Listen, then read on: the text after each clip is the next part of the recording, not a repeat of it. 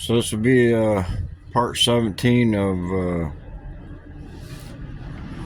IC chips above 200 mesh. What's left of the IC chips above 200 mesh?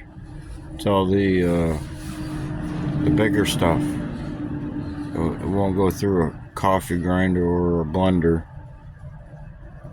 It just damaged the coffee grinder if you tried to put it through there, because it's, wires and metals, solid metals. So this has been running for 24 hours.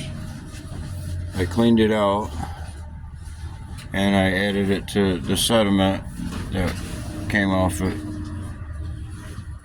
Another 20 hours. So this here is 300 hours that it was reverse electroplating, if that's what we want to call it, if that's the correct term. But either way, shocking it with electricity. The hot wire is in contact with the material, and the ground wire just floats. This is used inactive hydrogen peroxide, over the counter, 30%. So this is about 5 ounces of material. This is out of 4 pounds or more of IC chips. This is some more that I've collected. It's just a small amount compared to this amount, to what this came out of. See the square four-legged chips.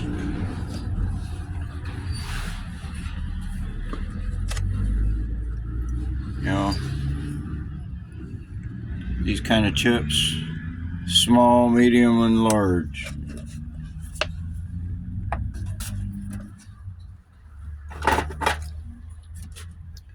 So there's a couple Mountain Dew bottlefuls. Almost, I showed them in previous videos a while back on processing IC chips. That's about what I was working with, was about 2 Mountain Dew bottlefuls, 2 2-liter bottles. That one's just almost a quarter full anyway. But that's all I've collected in the past 5 years. These chips were previous to 5 years ago, because I haven't worked on. I collected all from e-waste, scrap and e-waste. Previous to 5 years ago was when I was working on these IC chips. So there's approximately 5 ounces in there. This is a sediment that I've taken off it so far. I'm going to dry this out now, because that's about the amount that will easily dry out. Just dehydrate the water off, and then it'll be a powder, and I'll go from there with it. But that's 5 ounces out of about 4 pounds. And in the previous videos, I showed the processing of the IC chips, and water separation, filtering, and screening, and everything, going through separating the sediments and materials.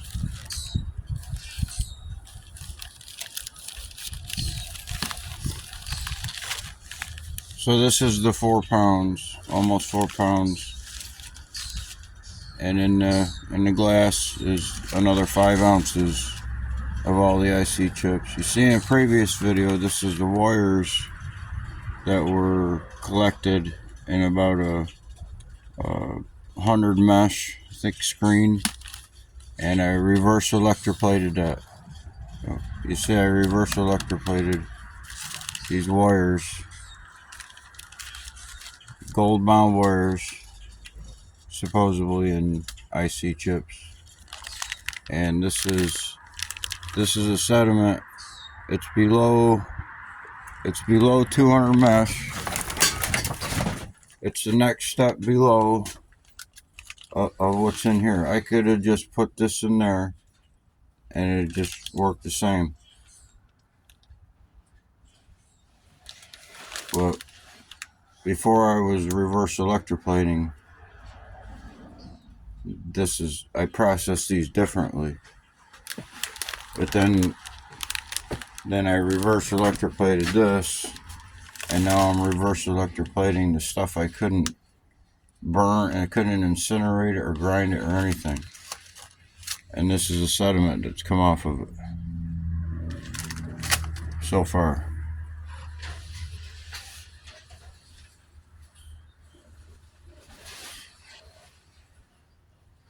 We're going to try it out.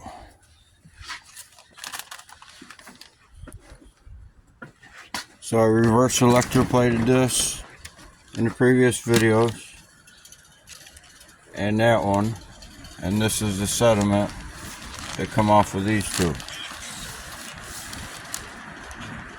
Reverse electroplating, you've seen in the previous videos.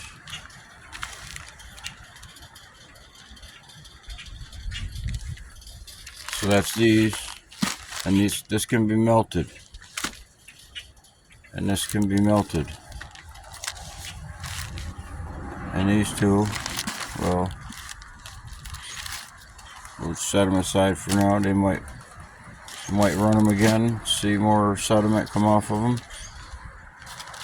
There's more there. This is fiberglass from the IC chips. I screened this out of the IC chips.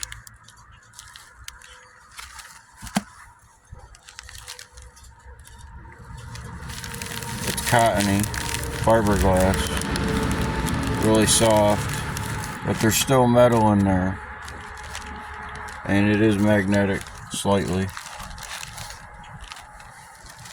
So these are the insignificant bags of processing and screening and meshing.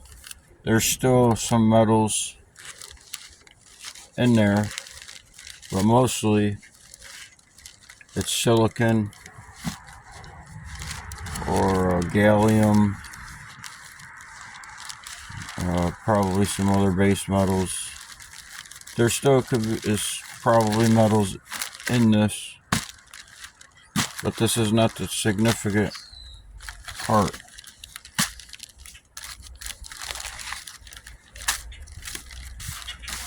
This is the significant of the way it's processed, and that is metals off the IC chips.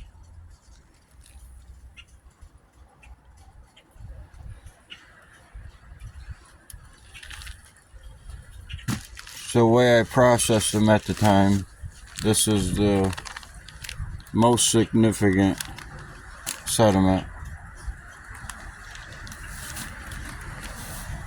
and it goes to the less significant, but it's 2 ounces, and this one is almost 2 ounces.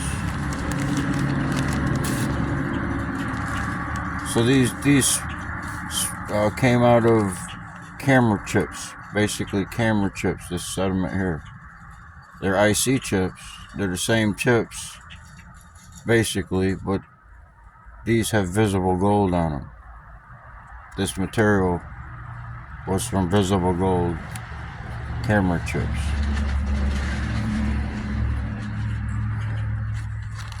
The same with this. This is other sediment processed.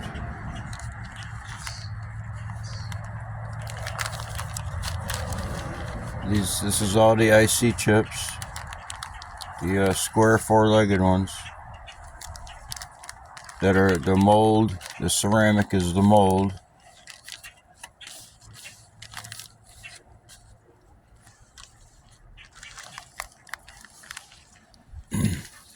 But there's a number of different metals in IC chips. I can't remember exactly, it's 7 or 10 or something like that. But there's only a certain amount of metals. There's not thousands of metals in them. You can count them on your hands, almost.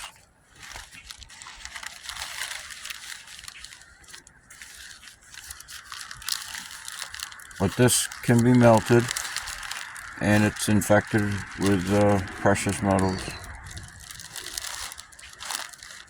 And then, but it's easy to be. The reverse electroplating is easier to be dealt with, and further refining, because this can melt right down. It's dehydrated. You don't want to put wet material in an induction furnace, because it will blow up. It'll overflow and you'll have a mess. Just dries out. It's just water if you're only using hydrogen peroxide. So this is the bigger part of all the sediment, all this. That wouldn't go through the coffee grinder. And I'm going to take and dry this out now.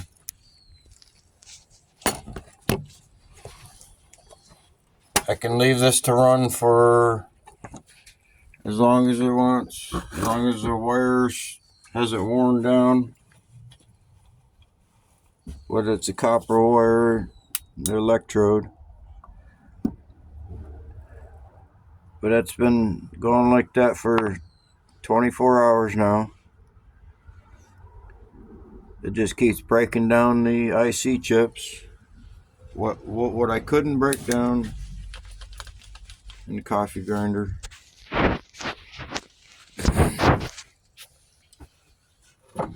So I'm gonna try this out. So this stuff is like mud.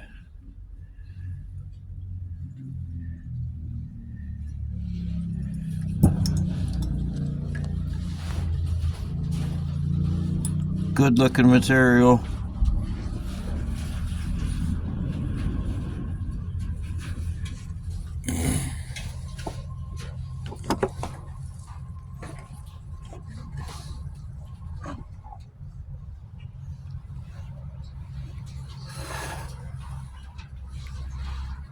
And get as little water in there as possible. Just tap water and take longer to dry out.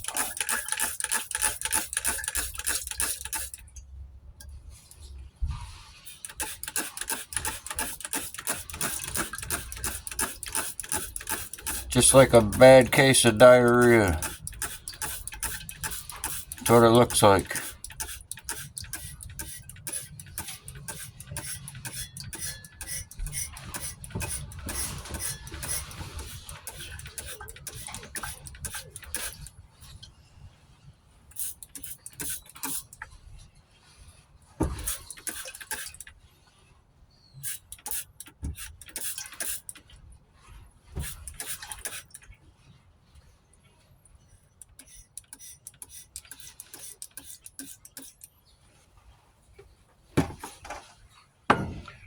So this is 300 hours of unattended reverse electroplating. When I first started, I couldn't let it go. I couldn't leave it alone. I had to constantly keep an eye on it. But now I just let it go and don't have to watch it. Just check it once in a while.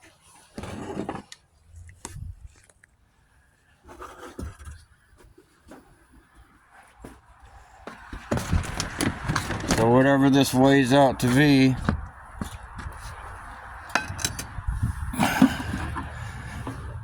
I get a weight on what's left on the what's in the glass, reverse electroplating.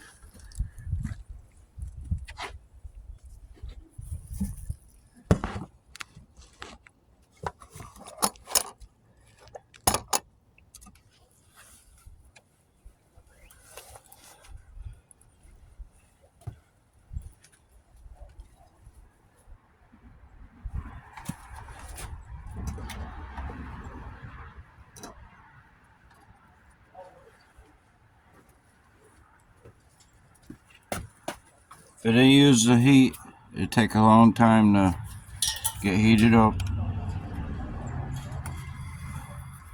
And the igniter don't work right. Brand new, don't work right.